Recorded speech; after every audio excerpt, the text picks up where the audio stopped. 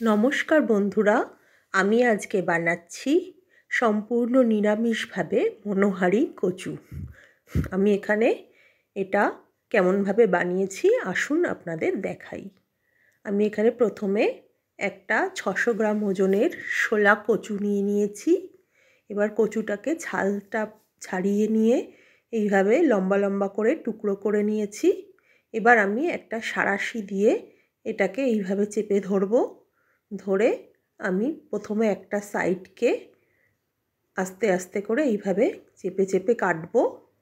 এটা দিয়ে ধরে নিলে এটার একটা সাইড কাটা হবে, আর আরেকটা সাইডকে আমি যেদিক দিয়ে কেটেছি তার ঠিক উল্টো দিক দিয়ে আবার এরকমভাবে কেটে নেব। এটা এইভাবে স্প্রিংয়ের মতন হয়ে যাবে। এরকমভাবে আমি সব কচুগুলোকে কেটে নেব। দেখুন সুন্দর স্প্রিংয়ের মতন হয়েছে।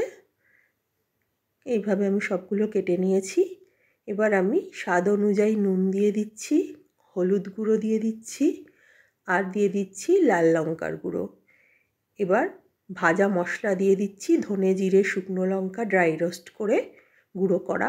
এবার সমস্ত কিছুকে খুব ভালো করে মাখিয়ে নিয়েছি।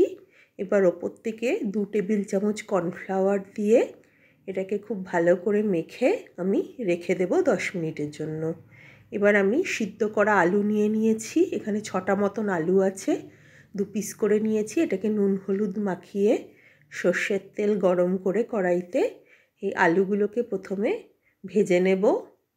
এগুলোকে খুব বেশি ভাজতে হবে না, মোটামুটি ভেজে নিলেই হবে। হালকা লালচে করে একটু ভেজে তুলে রাখছি আলুটা। আমি এখানে আলুটা রেডি হয়ে গেছে। এবার আমি ওই তেলের মধ্যেই কচুগুলোকে দিয়ে ভেজে নেব। একটু লালচে লালচে করেই কচুগুলো ভাজবো, এপিট ওপিট করে। এইভাবে আমি সব কচুগুলোকে ভেজে তুলে রাখবো। কচুটা এইভাবে ভাজা হয়ে গেছে, সবগুলোকে উঠিয়ে রেখেছি আমি একটা বাটিতে। এবার আমি 4 টেবিল চামচ দইয়ের মধ্যে হলুদ গুঁড়ো, গোলমরিচ গুঁড়ো, আর ভাজা মশলার গুঁড়ো, লাল লঙ্কার গুঁড়ো, আর দিয়ে দিচ্ছি ধনে গুঁড়ো। সরি, এখানে ভাজা মশলা না, আমি গরম মশলা দিয়েছি। এবার সমস্ত কিছুকে খুব ভালো করে মিশিয়ে আরও একটু জল দিয়ে আমি আবারও সমস্ত মশলাকে ভালো করে মিশিয়ে নিচ্ছি। এবার সর্ষের তেলের মধ্যে 1 টেবিল চামচ কসুরি মেথি দিয়ে আমি দই আর মশলার মিক্সচারটা দিয়ে দেব। এবার দিয়ে দেব স্বাদ অনুযায়ী নুন, আর দেব 1 টেবিল চামচ জিরে বাটা, 1 টেবিল চামচ কাঁচা লঙ্কা বাটা। যারা যেরকম ঝাল খেতে পছন্দ সেই অনুযায়ী ঝালটা দেবেন। এবার দিয়ে দেব আমি 1 টেবিল চামচ আর সামান্য একটু চিনি, যেহেতু এটা নিরামিষ রান্না, একটু ঝাল মিষ্টি খেতেই ভালো লাগে তাই। এবার সমস্ত মশলার থেকে তেল বেরিয়ে এলে কষে তার মধ্যে ভেজে রাখা আলুগুলো দিয়ে আবারও আমি একটু নাড়াচাড়া করে নেব। এবার 4 কাপ মতন গরম জল করে নিয়েছি, এই গরম জলটা দিয়ে দেব। এবার আমি ভেজে রাখা কচুগুলোকে আস্তে আস্তে করে এই ঝোলের মধ্যে দিয়ে দেব। তারপরে হালকা হাতে আমি কচুটাকে একটু নেড়ে চেড়ে দেব।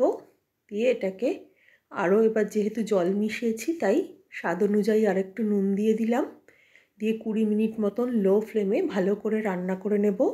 যখন কচু আলু সিদ্ধ হয়ে যাবে শেষে আমি ফ্লেম অফ করে 1 টেবিল চামচ ঘি আর 2 টিস্পুন গরম মশলার গুঁড়ো ছড়িয়ে আর একটু নারকেল কোড়া ছড়িয়ে আমি এটাকে গরম গরম পরিবেশন করে দেব। এটা ভাতের সাথে খেতে খুবই সুস্বাদু লাগে।